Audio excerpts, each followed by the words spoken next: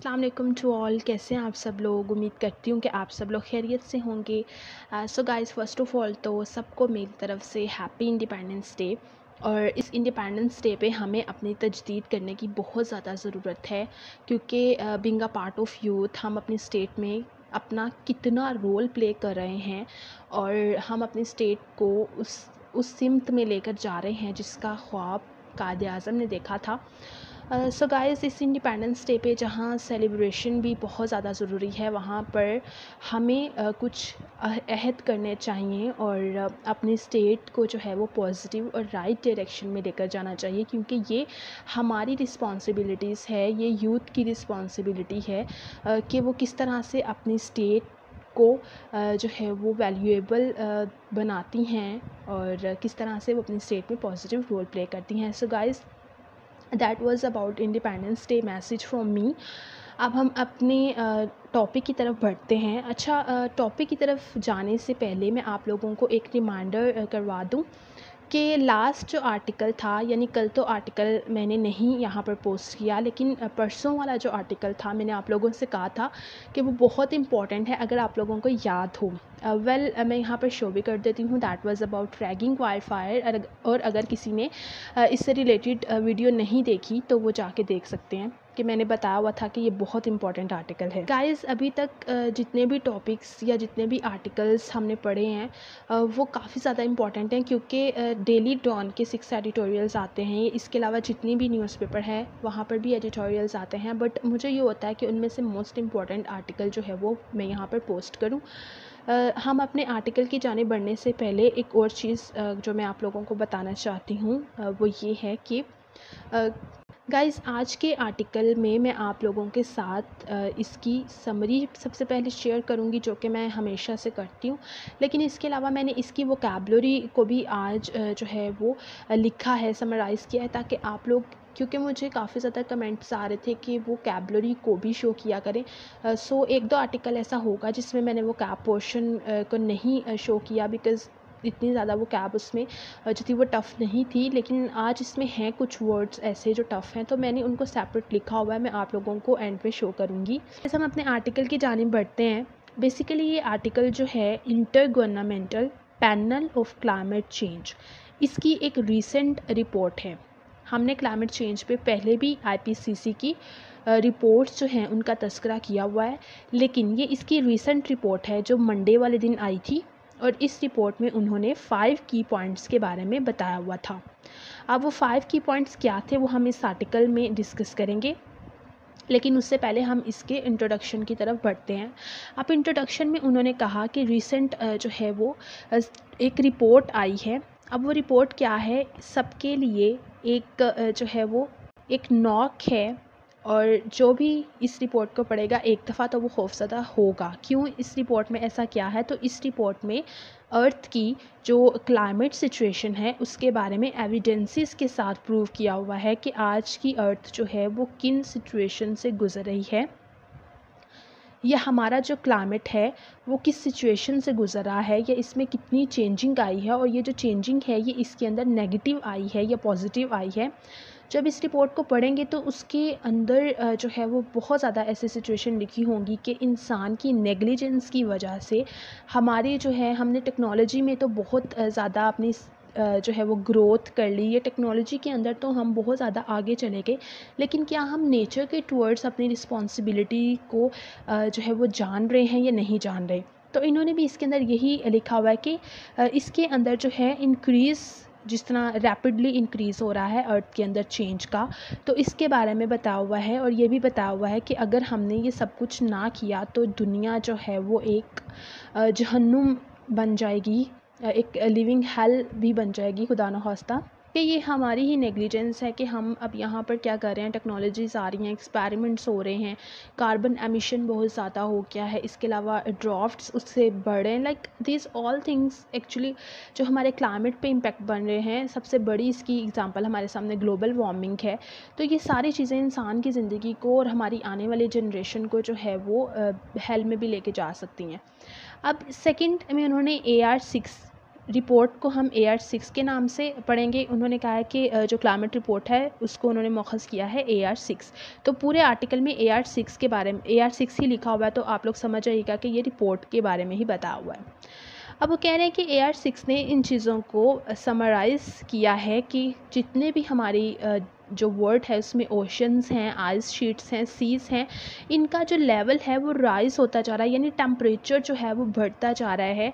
अब मैंने last week news में पढ़ा था कि एक बहुत बड़ी आइस शीट जो है वो मेल्ट हुई और अंटार्कटिका में जितनी भी आइस शीट हैं उनका टेम्परेचर बढ़ता जा रहा है, लाइक वो मेल्ट होती जा रही हैं। और ये ना हो कि ओशंस वगैरह जो हैं उधर फ्लड्स आ जाएँ, और ये बहुत ज़्यादा डेंजरस जो है वो सिचुएशन है।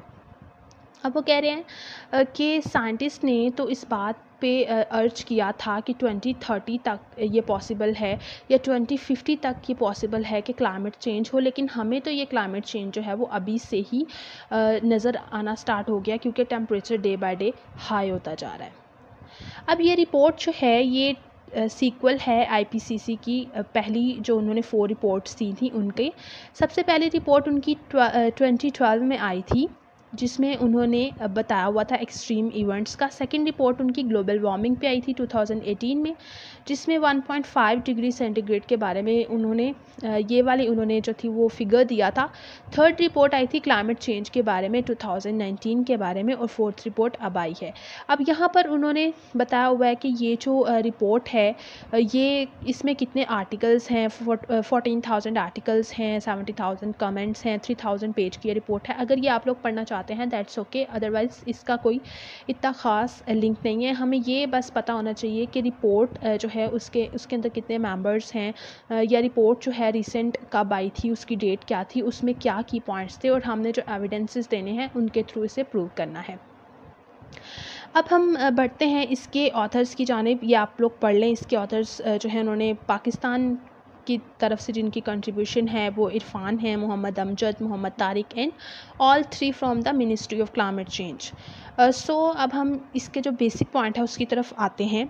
फर्स्ट है, रिपोर्ट ने बेसिक अनसर्टनिटी को एविडेंस किया है और एक क्लियर पिक्चर दी है कि किस तरह से क्लाइमेट पे जो ह्यूमन की एक्टिविटीज़ हैं उन्होंने इफ़ेक्ट किया है। अब AR6 ने ये पॉइंट आउट किया है कि टेम्परेचर जो है वो डे बाय डे राइज़ होता जा रहा है, और इसका सबसे बड़ा एविडेंस है सिंध के अंदर recently highest temperature of the world जो है वो रिकॉर्ड किया गया है सिंध की एक सिटी के अंदर।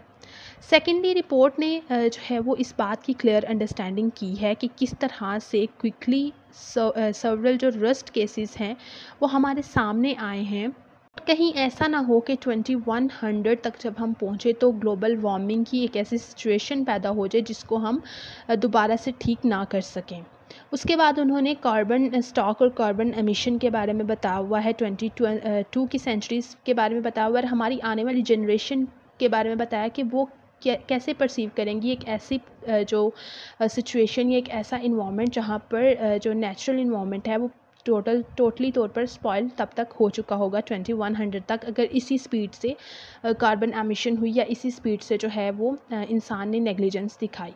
थर्ड में रिपोर्ट में जो है वो ग्लोबल ट्रेंड बताया हुआ है कंपाउंड एक्सट्रीम इवेंट्स का, लाइक कोई भी ज़मीन जो है वो खुश्क होती जा रही है, बंजर होती जा रही है, ट्रीज़ नहीं लग रहे, डिवास्टेशन बहुत ज़्यादा हो रही है, और काफ़ी ज़्यादा जो वो इस तरह की एक्टिविटीज़ की वजह से क्लाइमेट डिज़ास्टर्स आ रहे हैं, सी लेवल जो है वो राइज़ हो रहा है, काफ़ी ज़्यादा फ्लड्स आ रहे हैं। ये सारी चीज़ें जो है रिपोर्ट के अंदर एविडेंस के साथ उन्होंने मेंशन की हुई हैं।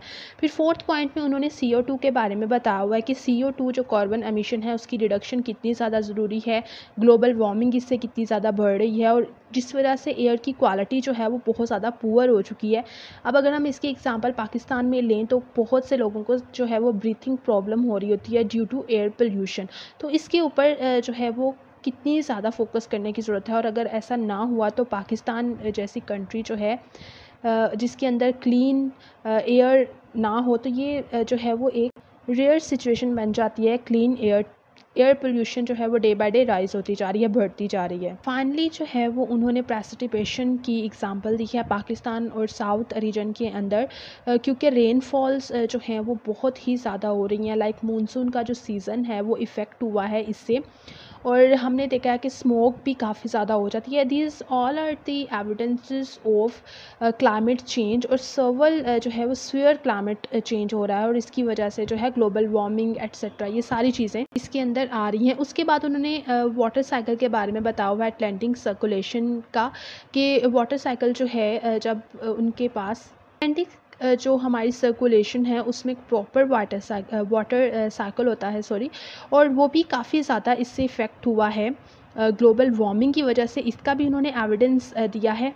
अब यहाँ पर जो हमारे पास रिकमेंडेशन है इन ऑथर की जानिब से वो ये है कि AR6 ने इन सारे 5 पॉइंट्स को हाईलाइट तो किया है, बट उन्हें जो कार्बन एमिटर्स हैं जिनमें US है, चाइना है, इंडिया, UA और UK है, इन सबको जो है वो अर्ज करने की ज़रूरत है कि वो अपने कार्बन एमिशन की जो यूजेज है उसको कम करें। सेकेंडली जो है वो इसके अंदर अपना रोल प्ले करें ताकि इसकी एमिशन जो है उसे कम किया जाए और 2050 तक हम अपने गोल को अचीव कर सकें। गाइस, इस आर्टिकल में जो था वो 5 की पॉइंट्स बताए हुए थे, और सेकेंडली जो है इन्होंने थोड़ी सी रेमेडीज़ अपनी जो ओपिनियन के अकॉर्डिंगली बताई थी। एंड नाउ मैं आप लोगों के सामने शो करती हूँ वोकैबलरी जो थोड़ी सी टफ़ है इसके अंदर। तो गाइस, ये है वोकैबलरी, आप लोग इसको देख लीजिए, मैं आप लोगों को शो कर रही हूँ। और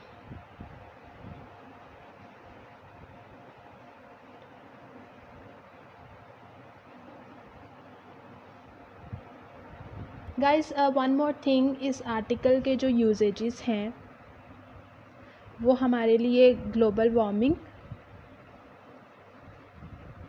और इसके अलावा क्लाइमेट चेंज के ऐसे में या इससे रिलेटेड कोई भी पैरा आ जाता है, कोई भी टॉपिक आ जाता है, कोई भी ओपिनियन आ जाती है, तो उसके अंदर हम इसको लिख सकते हैं। So guys, remember me in your precious prayers. और सो गाइस, स्टे ब्लेस्ड, अल्लाह हाफिज़।